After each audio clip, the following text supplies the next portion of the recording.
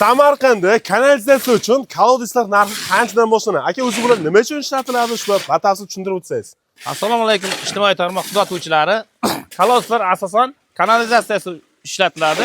Ya'ni bu hammomlarga, oshxona, tualetlarga kanalizatsiya vazifasini bajaradi. Bular shibonkadan qo'yamiz hammasini. Sement 400 marka sementdan. Buni uстановка olib borib kovlash xizmatlari ham bor.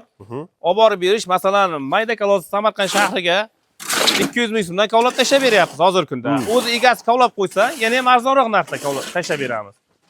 Katta kolodeslarimiz bor, 1.10 ligi bor. Ular ham xuddi shunday olib borib kovlab tashlab beramiz. Uyda egasi faqat joyda ko'rsatadi bo'ldi, biz o'zimiz kovlab tashlab. Endi agar qarayman, hojatxonalarga kolodes qo'ymasdan kovlaversa nima bo'ladi? Endi suv ketgan, atrofidan suv ketib, o'pirilib tushib ketadi. Shuning uchun hamma uylar, qurilayotgan yangi uylar ham kanalizatsiyaga qaylyapti. Ham hech chiqarmaydi. Hammom, oshxonaga alohida tashlayapti odamlar. Uylarga qo'yib. Hozir mana bu ish jarayoni ketyapti. Kolodes quyilish jarayoni qoliplari bo'lar ekan, o'ziga mana enliligi qancha buni? 5,5 santimetrdan enliliklari. 5,5 kattalari 6,5 santimetrdan shunday.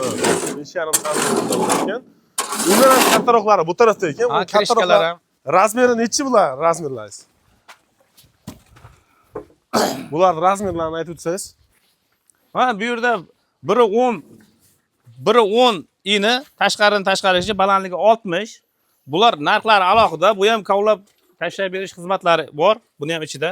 Buni narxi 300 ming so'mdan Samarqandga, boshqa tumanlarga, yo'lga qarab, yaqin uzoqga qarab tashlab beramiz. Krishkalar bor keyin mana bu yerda. Mana krishkalar hammomga, tualet uchun, mana krishkalar hammasi qo'yilyapti. Ha, tualetniki bitta krishka dimoxod uchun. Ha, dimoxod. Bittasi esa ha, hammasi o'zini anosi bo'yicha qo'yilyapti. Bu krishkalar qanchadan bo'ladi? Krishkalar, mayda krishkalar 50 ming, katta krishkalar 100 ming so'mdan dastavka ichida kolodes olgan odamga kovlab tashlab, krishkalar alohida qo'yib beramiz. Endi aka, bitta narsa, krishkaning yonlariga nima qo'yiladi? Krishkani o'zi kolodes ustiga shunday sploshli tushadi. To'liq tushadi. Atrofini xohlasa stashga qiladi, xohlasa bir xil qilib. Ha, bu faqat betonni o'zimi yoki bironta bir sim ham qo'yasizmi? Ha, sim tashlanadi uni ichiga. Krishkalarga sim tashlanib qo'yiladi. Sim tashlanib bo'lmaydi.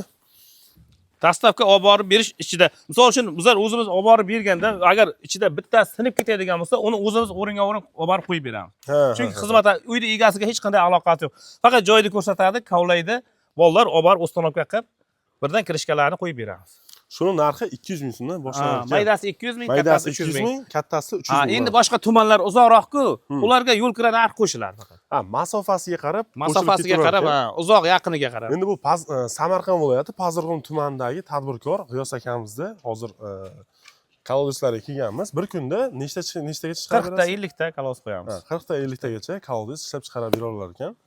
Endi bitta zakaz bo'lsa, shu nechta zakaz? O'zi bitta